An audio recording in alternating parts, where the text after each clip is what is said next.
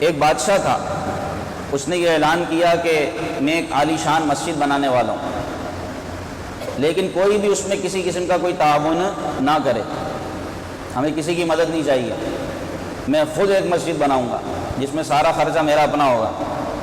بادشاہ نے اعلان کر دیا۔ اب کوئی مدد کرنے آتا تو بادشاہ کے سوا اس کو بھگا دیتے، وہ کہتے نہیں، اس کا سارا ثواب میں سمیٹنا چاہتا ہوں اور ایک سلطنت کی بڑی عالی شان مسجد میں تعمیر کروں گا۔ مسجد کا کام ہوتا رہا، یہاں تک کہ جب مسجد پائے تکمیل تک پہنچنے لگی، اس کا کام مکمل ہونے لگا اور بڑی ہی خوبصورت اور عالی شان مسجد بنائی بادشاہ نے کہ لوگ دور دور سے دیکھنے کے لیے آتے اس کو۔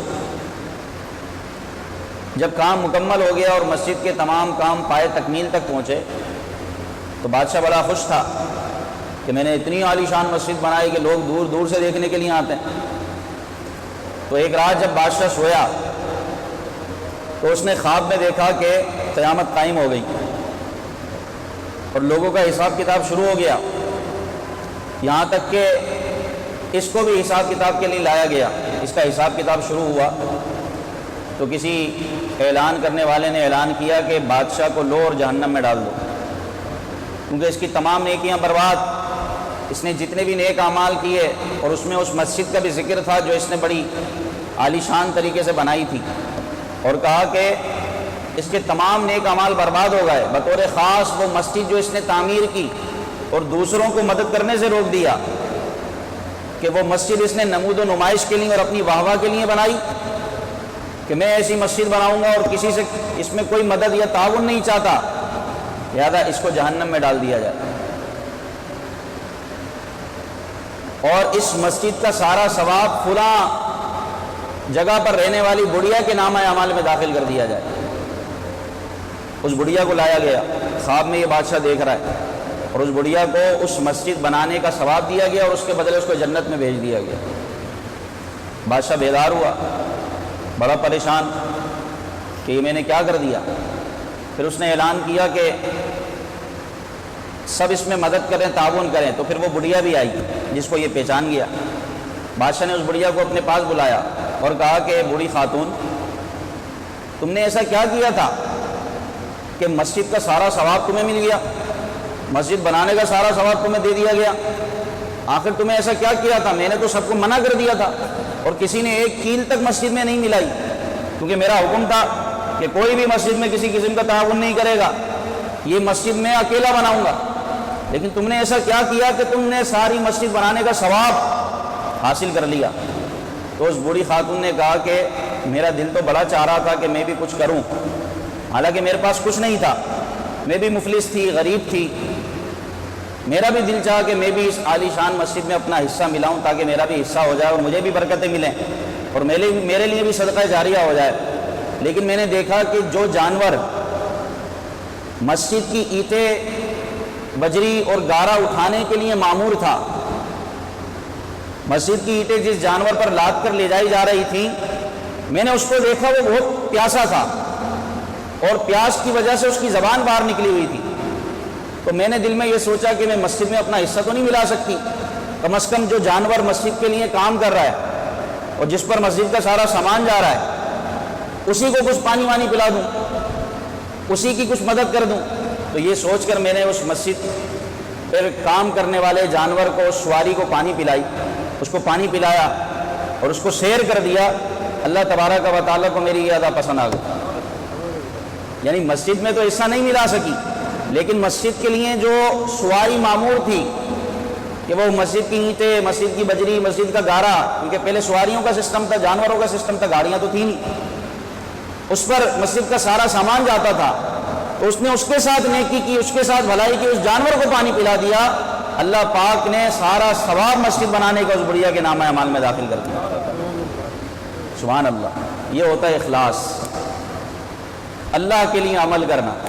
اس بادشاہ نے پوری مسجد بنا ڈالی اور ایسی عالی شان مسجد بنائی کہ لوگ دور دور سے دیکھنے کے لیے آتے تھے، لیکن اس کی نیت نمود و نمائش، ریا، دکھاوا کہ لوگ میری واہ واہ کریں، لیکن اس بڑھیا نے نہ مسجد میں کوئی حصہ ملایا، نہ ایک پائی مسجد میں ڈالی، نہ کوئی تعاون کیا، لیکن دل بہت چاہتا تھا کہ میرے پاس بھی کچھ اور میں بھی مسجد میں اپنا حصہ ملاؤں.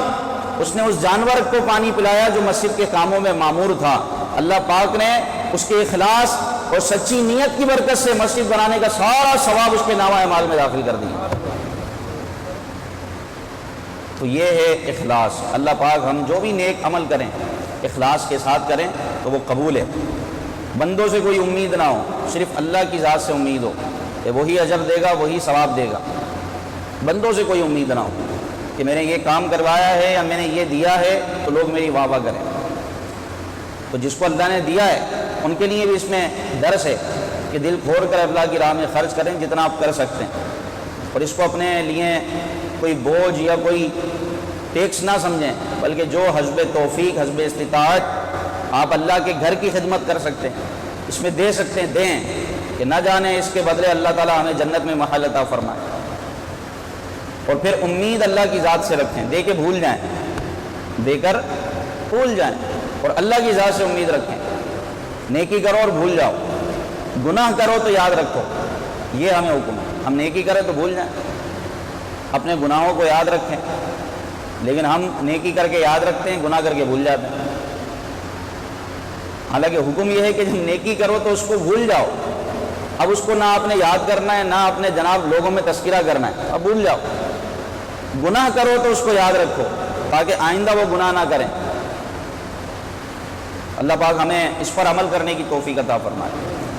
قرآن پاک کی آیت ہے وَيُطْعِمُونَ الطَّعَامَ عَلَىٰ حُبِّهِ مِسْكِينًا وَيَتِيمًا وَأَسِيرًا. حضرت علی کرم اللہ تعالیٰ وجہہ الکریم اور سیدہ خاتون جنت رضی اللہ تعالیٰ عنہ, ان دونوں کے روزے تھے, نفلی روزے. انہوں نے منت مانی تھی, حسنین کریمین شدید بیمار تھے, تو آپ دونوں حضرات نے منت مانی کہ اگر یہ تندرست ہو گئے تو ہم روزے رکھیں گے, 3 روزے رکھیں گے.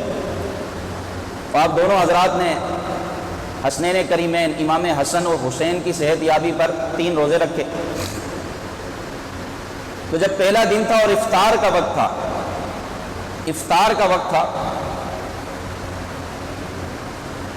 روزہ کھلنے کا وقت تھا, تو دروازے پر دستک ہوتی ہے, اور آپ کے پاس چند ایک کھجور تھی جس سے یہ دونوں روزہ کھولتے.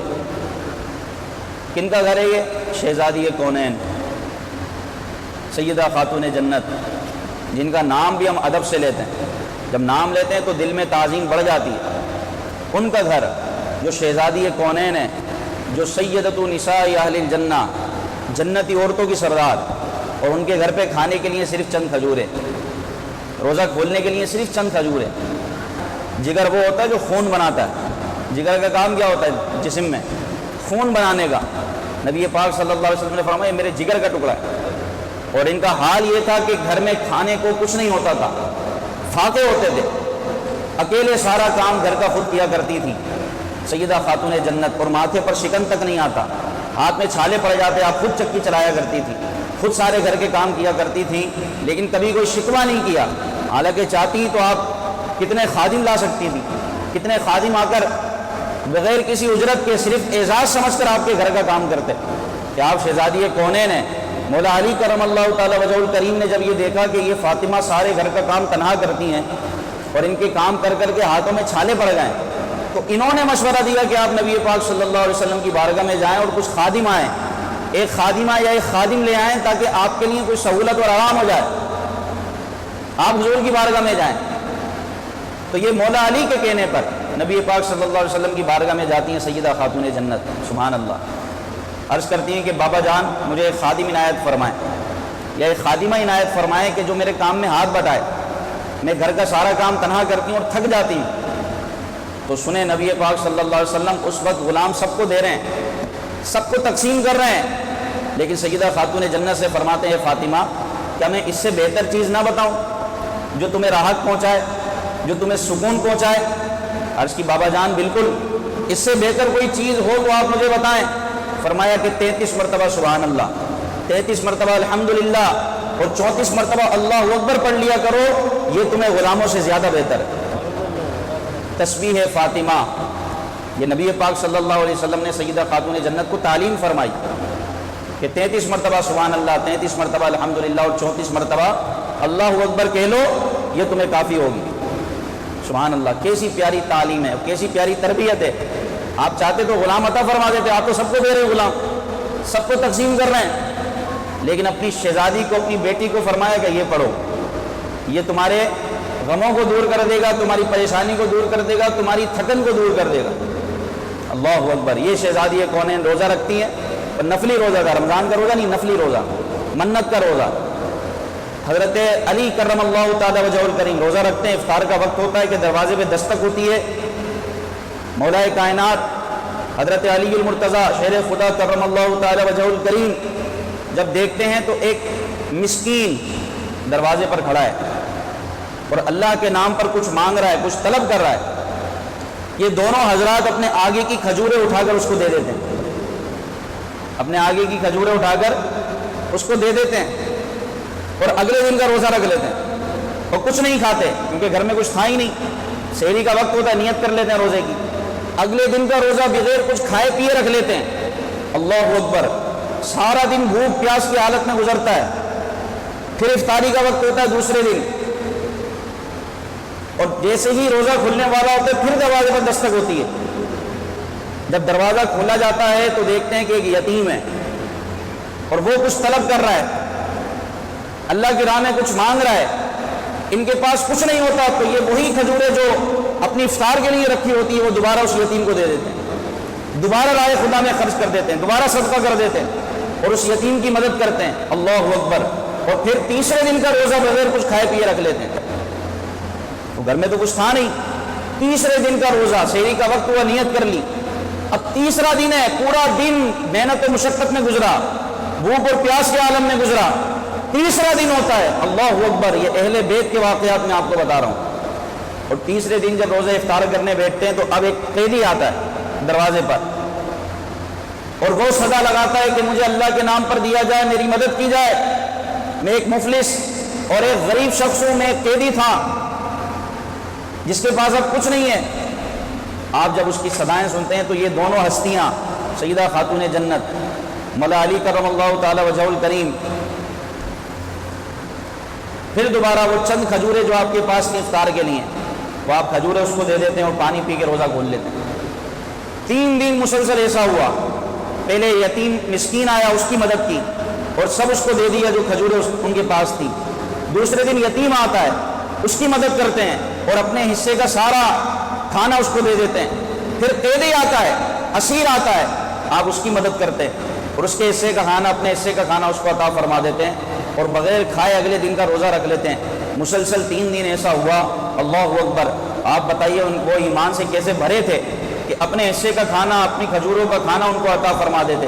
اللہ اکبر۔ اللہ پاک کو یہ ادا اتنی پسند آئی کہ اللہ نے قرآن کی آیت نازل فرمائی، وَيُطْعِمُونَ الطَّعَامَ عَلَىٰ حُبِّهِ مِسْكِينًا وَيَتِيمًا وَأَسِيرًا۔ اور اللہ کے کچھ نیک بندے ایسے ہیں جو اللہ کی محبت میں کھانا کھلاتے ہیں، ایک مسکین کو، ایک یتیم کو اور ایک اسیر کو۔ تینوں دن کنٹینیو آپ نے اپنے حصے کی کھجوریں جس سے آپ نے روزہ افطار کرنا تھا وہ ایک دن یتیم کو دی، ایک دن مسکین کو دی، ایک دن اسیر یعنی قیدی کو دی۔ اللہ پاک نے آپ کی اس ادا کو اور آپ دونوں ہستیوں کے اس عمل کو اتنا پسند فرمایا کہ قرآن کی آیت نازل فرمائی سورہ دہر میں، وَيُطْعِمُونَ الطَّعَامَ عَلَىٰ حُبِّهِ مِسْكِينًا وَيَتِيمًا وَأَسِيرًا۔ کہ وہ اللہ کی محبت میں ایک دن مسکین کو کھلاتے ہیں، ایک دن یتیم کو کھلاتے ہیں اور ایک دن قیدی کو کھلاتے ہیں۔ اللہ اکبر۔ مسکینا و یتیما و اسیرا۔ اور پھر یہ نہیں فرماتے کہ ہم نے تم پر احسان کیا، ہم نے اپنے حصے کا کھانا تمہیں دے دیا، اللہ اکبر، بلکہ کیا کہتے ہیں، انما نطعمکم لوجہ اللہ لا نريد منکم جزاء ولا شکورا۔ ہم تو اللہ کی رضا کے لیے، اللہ کو خوش کرنے کے لیے تمہیں کھانا کھلاتے ہیں اور ہم تم سے کسی جزا اور شکر کا بدلہ نہیں چاہتے، ہم تم سے کسی جزا اور شکر کا احسان نہیں چاہتے، تم سے کوئی شکریہ نہیں چاہتے، تم سے اس کا کوئی بدلہ نہیں چاہتے، بلکہ انما نطعمکم لوجہ اللہ، ہم کھلاتے ہیں تو صرف اللہ کی رضا کے لیے کھلاتے ہیں۔ یہ شان ہے اہل بیت کی، اللہ پاک ان کا صدقہ ہمیں نصیب فرمائے۔ یہ ایمان سے بھرے لوگ تھے اور یہ اللہ کی راہ میں خرچ کرتے تھے تو اپنے لیے اعزاز سمجھتے تھے، اپنے لیے سعادت سمجھتے تھے، اپنے حصے کا سارا کھانا اٹھا کر دے دیا کرتے تھے۔ 17 رمضان کو غزوہ بدر ہوا، غزوہ بدر میں مسلمانوں کی تعداد کم تھی، سامنے 1000 کے قریب سپر پاور مسلمانوں کے سامنے کھڑی ہے، لیکن نبی پاک صلی اللہ علیہ وسلم نے یہاں راہ خدا میں خرچ کرنے کے علاوہ مسلمانوں سے ان کی جانیں مانگی کہ کون ہے جو جانیں قربان کرے۔ کیونکہ نہ مسلمانوں کے پاس تلواریں، نہ نیزے، نہ جناب سواریاں، کسی نے ڈنڈے اٹھا لیے، کسی نے لاٹھیاں اٹھا لی، کوئی بغیر ڈنڈے لاٹھی کے چل پڑا، کوئی کسی کے پاس سواری نہیں، پیدل نکل پڑے، بے سر و سامانی کا عالم تھا۔ لیکن اللہ کے یہ نیک بندے صحابہ اکرام علیہم رضوان ایمان سے ایسے لبریز تھے کہ وہ کہتے تھے نہ تیغ و تیر پر تکیہ، نہ خنجر پر، نہ بھالے پر، ہمیں بھروسہ ہے اس سادہ سی کالی کملی والے پر۔ ہمارا فخر یہ ہے کہ ہم غلامان محمد ہیں، ہمیں نیزوں سے کیا ڈر، ہم زیر دامان محمد ہیں۔ غلامان محمد جان دینے سے نہیں ڈرتے، یہ سر رہ جائے یا کٹ جائے وہ پرواہ نہیں کرتے۔ یہ ایمان تھے صحابہ کرام علیہ رضوان۔ یہاں تو جان دینے کی بات ہو رہی ہے بھائی، جان گئی تو اب دوبارہ آ نہیں سکتا بندہ۔ صحابہ نے اپنی جانیں قربان کی، اپنا مال قربان کیا، ایسے یہ ایمان سے بھرے ہوئے تھے، ایسے مضبوط ایمان والے تھے۔ غزوہ تبوک کا موقع تھا، نبی پاک صلی اللہ علیہ وسلم نے اعلان فرمایا کہ ہم نے جہاد کے لیے جانا ہے۔ مدینہ میں قحط پڑا ہوا ہے، بارشیں رکی ہوئی ہیں، مال مویشی ہلاک ہو چکے ہیں، کھانے پینے کو کچھ میسر نہیں ہے۔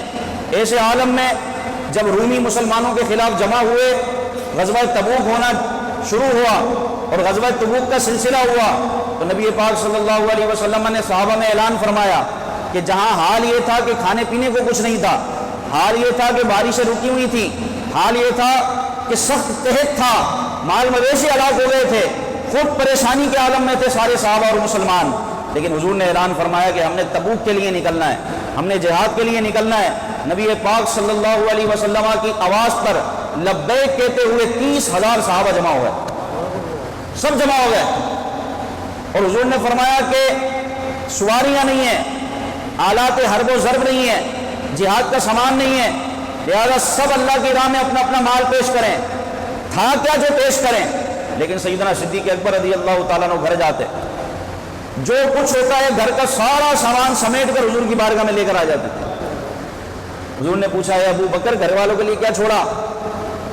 سارا سامان، آپ ذرا غور کریں، آج ہم میں یہ صرف سن سکتا ہے، یہ کرنے کی ہمت کسی میں نہیں ہے۔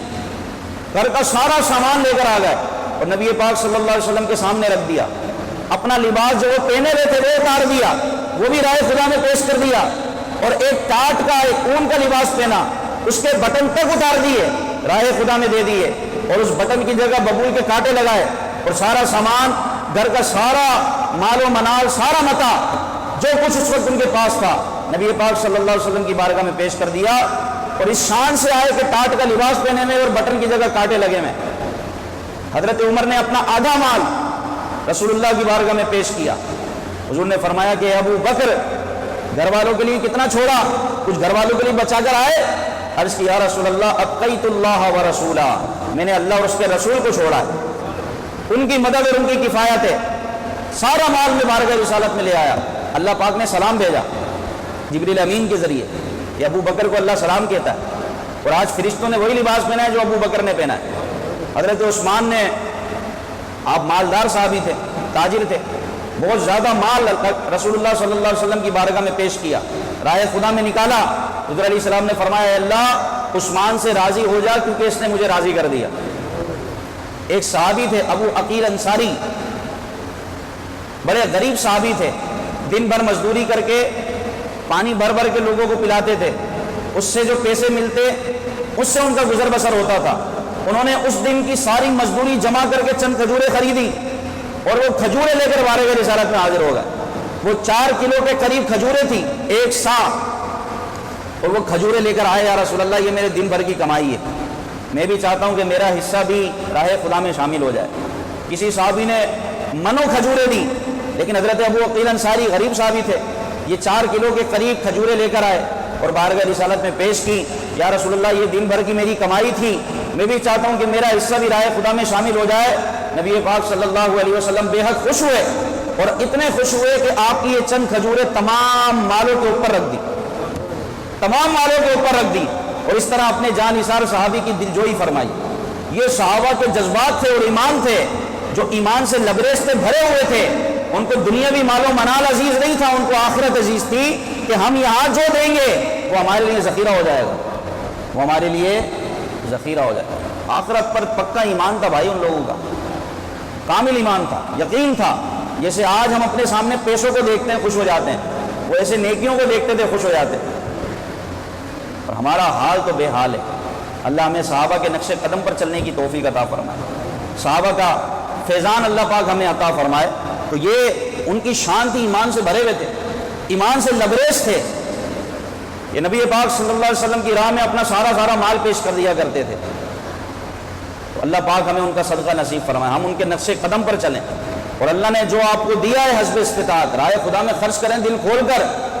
ہم پیسے جوڑتے ہیں اس لیے کہ بعد میں کام آئے گا، پیسے جمع کرتے نا کہ یار اس کا میں نے گھر بنانا ہے، فیوچر میں میری یہ پلاننگ ہے، میں نے بچوں کے لیے یہ کرنا ہے، میں نے اپنے گھر والوں کے لیے یہ کرنا ہے، میں نے فیوچر میں یہ کرنا ہے تاکہ اگر خدا نہ خواستہ کوئی برا وقت آئے تو میں اتنے پیسے سیو کر کے رکھوں کہ برے وقت میں کام آئے. بندے کی یہ مینٹلٹی ہوتی ہے، یہ سوچتا ہے کہ میں پیسے سیو کر کے رکھوں، کچھ بچا کے چلوں، کچھ ہاتھ کھینچ کے چلوں تاکہ برے وقت میں مجھے کام آئے، جب مجھے ضرورت ہو تو مجھے کام آئے. یہ صدقہ بھی برے وقت کا ساتھی ہے. یہ ایسے وقت میں کام آئے گا آپ کا دیا ہوا اللہ کی راہ میں، اللہ کی راہ میں خرچ کیا ہوا آپ کو ایسے وقت میں کام آئے گا کہ جہاں پر کوئی کام ہی نہیں آ سکتا. دنیا میں اگر برا وقت آ جائے تو اللہ مددگار پیدا فرما دیتا ہے، کوئی آپ کی مدد کر سکتا ہے.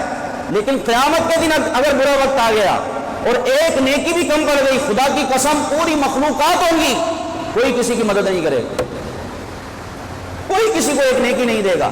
مدد آپ کو ملے گی تو آپ کے کیے ہوئے صدقہ و خیرات اور اللہ کی راہ میں دیے ہوئے خرچ سے، آپ کی اپنی نیکیوں سے آپ کو مدد ملے گی. بات سمجھ آ رہی ہے؟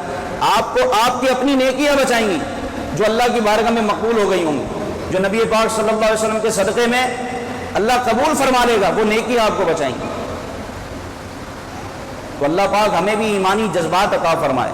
الحمدللہ ہم مسلمان ہیں اور مسلمان اپنے ایمان کے ساتھ زندگی گزارتا ہے. اور اللہ نے اس قوم کو جو غیرت ایمانی دی ہے، جوش ایمانی دی ہے، یہ کسی قوم کو عطا نہیں ہوئی، کسی قوم کو نہیں ملی.